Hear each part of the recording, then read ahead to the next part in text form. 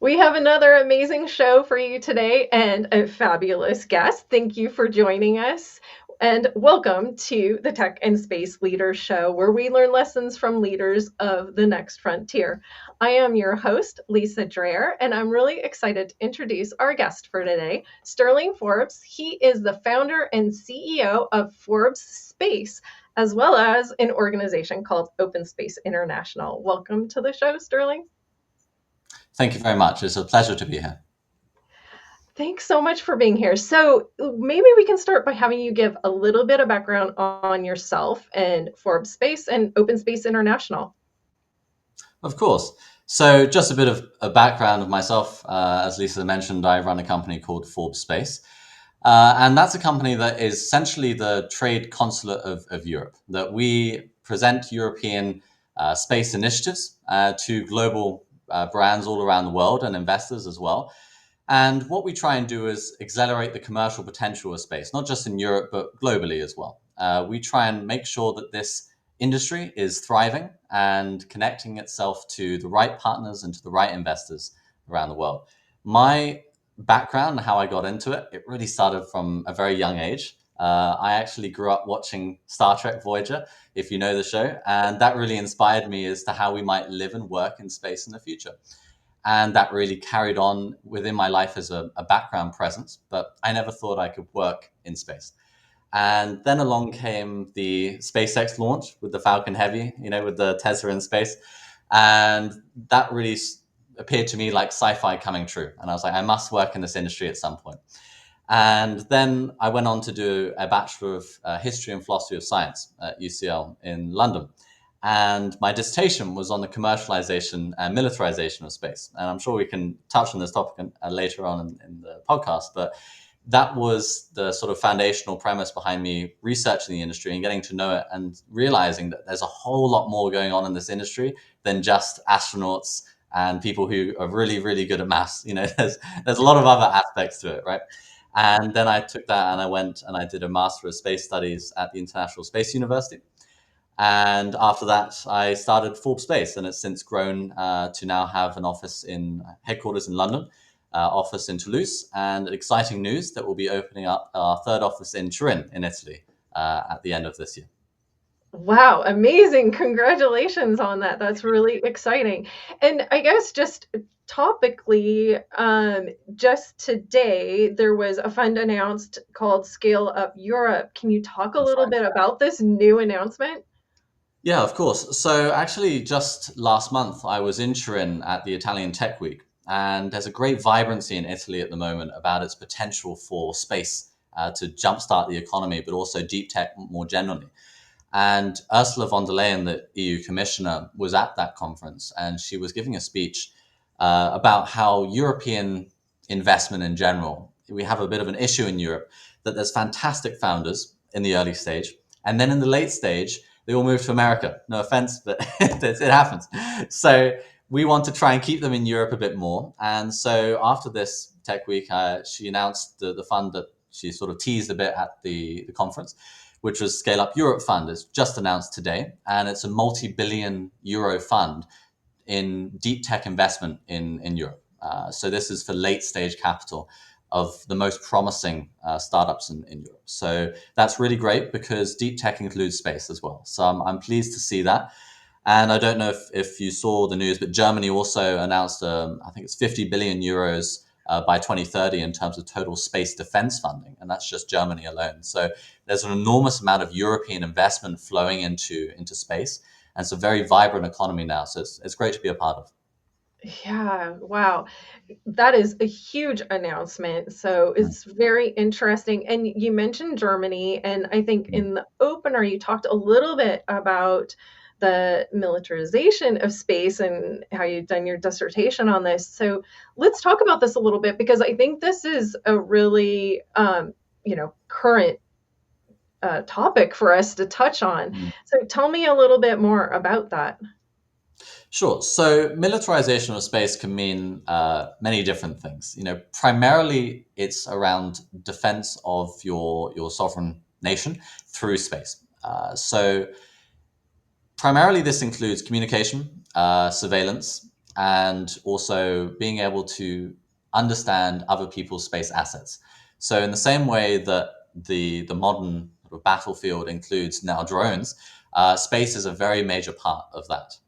And space has a bit of a moral high ground in some way, in that it's all surveillance and communications. There's hopefully no weapons in space, at least at the moment. It's just about understanding and protecting your nation, and providing support for the battlefield more generally. But it's very much recognized as the new high ground, where once aviation was the leader, now it is space is the high ground of the battlefield. And so we're seeing increasingly amounts of space investment being into not just space defense, but also dual use companies. So, for example, we're supporting some companies in Europe, but also globally, that are producing technology that can be used for both defense applications, but also commercial applications. So ones that do additive manufacturing, or ones that explore rocketry that gives us sovereign space capability, but also can be used for commercial customers too. So it's this dichotomy that we're starting to see emerge within the commercial space industry, which, in my opinion, is sort of a new space 3.0. So New Space One was sort of SpaceX. New Space Two was all of the startups that come off the back of the launch cost being so low, and now New Space Three is commercial companies realizing, oh wait, there's quite a lot of money, but also potential to expand my technology into new aspects through defense as well. So it's a symbiotic relationship that's starting to emerge now. Right, right. You described Forbes-Space as the Space Trade Consulate of Europe. Yeah. Tell me what this means in practice.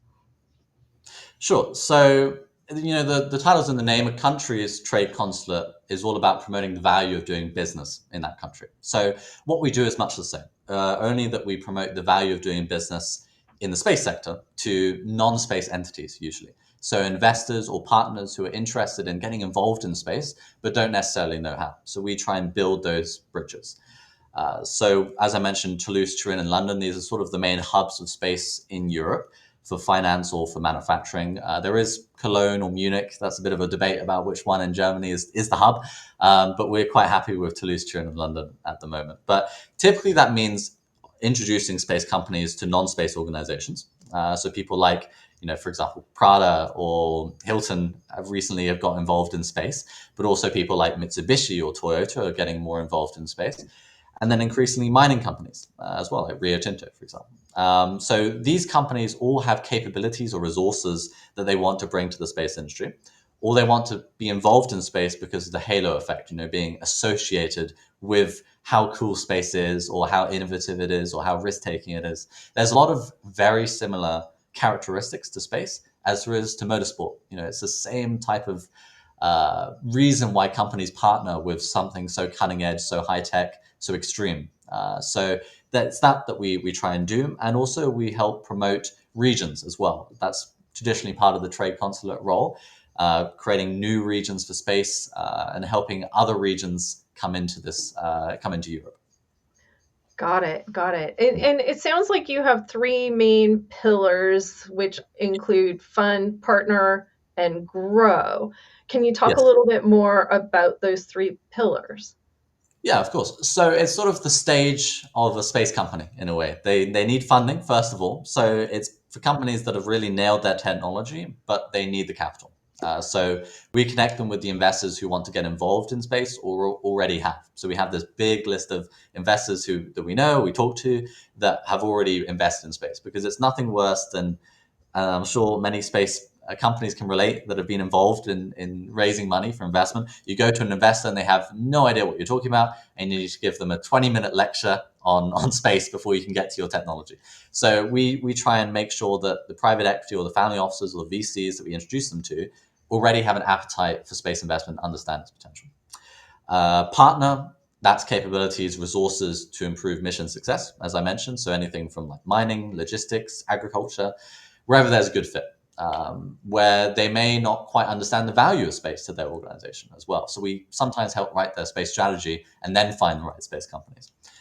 And then grow, that's just about providing resources to accelerate commercial success. So that's like major bids, helping sell them into new markets. And also, we're involved with my old alma mater, International Space University. We help provide space sector executive education with them as well. So that's quite a nice sort of tie-in from my things that inspired me to go into space. So I'm pleased about it. Excellent. Yeah, excellent. So you're working with a lot of startups, and what are you finding are some of the most common challenges for these companies? Yes. Well, space companies really excel building technology, and they make a lot of headlines, which is great. But they really struggle with explaining why anyone should invest in it. They go, my technology is great, and then they just leave it at that. I've sat in many pitch meetings where engineers are describing a propulsion system's specific like impulse efficiency, and the investor's eyes just glaze over because the focus is not on how their rocket can reach Mars cheaper or what that means in terms of their growth potential. It's just a technical. So it's not about dumbing things down. It's about translation. The industry is not great at speaking value or ROI. So that disconnect, I think, costs us many millions in partnership each year. So that's something that I really feel strongly about working on in terms of helping space companies be able to sell just how transformational their technology is. Sure, sure. What are some of the areas where you're seeing the greatest growth opportunities right now? Well, primarily, it's around the dual use aspects. There's enormous amount of defense money that's going into it. I think military spending is now 60 billion euros, or $65 billion. So it's accelerating quite a bit faster than certainly national space budgets, but also commercial. So that's one aspect that's. But something that really excites me at the moment is the lunar economy more generally. I really find that very fascinating and going back to the moon finally, which is great. And something that's just come out recently is from DARPA, which and they released a strategy document called Luna 10, and it's a roadmap for the next 10 years about what we're going to be doing in space. And it's not sort of a concept. It's literally, this is what we'll be doing. This is the timelines. These are the companies involved. So they had just over 100 space companies involved in writing this paper about what individual part that their company will be playing in this broader ecosystem. So that's very cool. So you're building fuel stations, you're building power plants, you're building roads, you're building landing pads. All of this that's necessary to be living on the moon in soon. And many of these initiatives would benefit from the involvement of companies who are very high profile on Earth, but they're not engaged as well as they might be in space. And it's part of our mission to say, look how amazing and how all these benefits that are being brought back to Earth from space. Wouldn't you want to be getting involved in this? So that's my personal interest at the moment. What do you see as the greatest, I guess, commercial opportunity from a lunar perspective? Ooh. Well, I've been writing quite a bit recently about lunar mining. Actually, I just had an article in Space News that was talking about how lunar mining is a bit of an overlooked aspect because the headlines are talking primarily about helium-3, which is definitely like a major resource that you can't get on Earth that is available more on the moon. And that is to do with nuclear fusion for quantum computing. It's worth like I think 10 million or 20 million between that dollars per kilo of this stuff from the moon. Very expensive material, but we don't yet know if it works for fusion. And quantum computing, yeah, maybe it could work, but the cost is quite extreme. So personally, I think for lunar mining, the real potential is helping people live on the moon. So the resources that you can get on the moon that will then stay on the moon and help build out the infrastructure. So water ice is obviously a major one. Rare earth materials, platinum group materials. These are all available on the moon, and we can dig for them and we can use them to reduce the amount of material that we need to send to the moon. So or ship them back to Earth. So it's a way of self-financing the whole lunar economy. And yes, hopefully we can crack fusion power in the next 10 years, as they always keep saying over the last 50 years. But hopefully this is really the next 10 years. And if it's right that helium-3 is the essential element that we can put into fusion reaction, then the lunar economy will become the next California gold rush for sure. Because if the world's clean energy power solution comes from the moon entirely, then the amount of investment that's going to go into the moon will just be extraordinary. Yeah, absolutely. Oh my gosh. So you talked about the different regions where your organizations are operating. Can we talk a little bit about Open Space International and what Of that course. organization is doing? Yeah, so this is a separate initiative that I founded within Forbes-Space, and it's a work in progress, but it's intended to be a not-for-profit organization that seeks to complement the work others are doing around space junk mitigation. So we've had just over 50 young space sector professionals working on this project as volunteers, and also getting regular communication with people like NASA, Astroscale, Exploration Company. We've talked to them about this project, and we've been getting a lot of input about, essentially, it's about driving the commercial potential of removing pieces of space debris. So it's a bit of a problem at the moment. It's a vicious cycle in that there's a lot of space debris up there. No one wants to pay for it to come down, and it's costing people in space money, and because they have to keep maneuvering to get out of the way, which costs themselves lifetime of their satellite. But most majorly, the problem is that if too many collisions happen because of this space debris, then you get what's something called the Kessler syndrome. So entire parts of the Earth's orbit become unusable for generations because there's Mhm. so much space debris, and it's a cumulative effect. And that's the last thing that we want to avoid. So there's trillions of dollars of Earth's economy that's being driven by space applications. So internet, maritime, airs, Earth observation, climate, every aspect of society really has some aspect of space in it. If we were to lose, let's say, a fifth of these satellites because they got taken out by space debris, not very good at all. So it's Open Space's mission to come up with the commercial capabilities to drive this market. So that means funding. It means setting up RFPs to remove pieces of space debris. And hopefully, and this is the long-term goal of the nonprofit, it's to encourage governments and to lobby governments to introduce a tax on spectrum use in space, because in order to be a satellite in space, you need to use part of the radio frequency spectrum. And if we can get governments to tax that spectrum and take a little bit of the income that space companies make from using space to then pay to clean up their own space that they're using, then we might be able to solve the problem, because it will be a community tax, and it will be a tax on everyone. It will be quite fair because it's determining how much spectrum you use. So that's our long-term goal, and that's how we think we might be able to help crack this vicious cycle. So yeah, we'll see where that goes. Planning to launch early 26.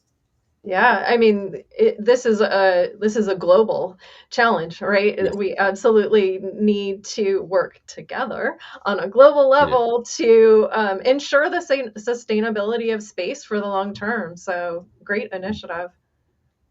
Thank you. Fantastic. So, if someone wanted to learn more about Forbes Space or Open Space International, what should they do?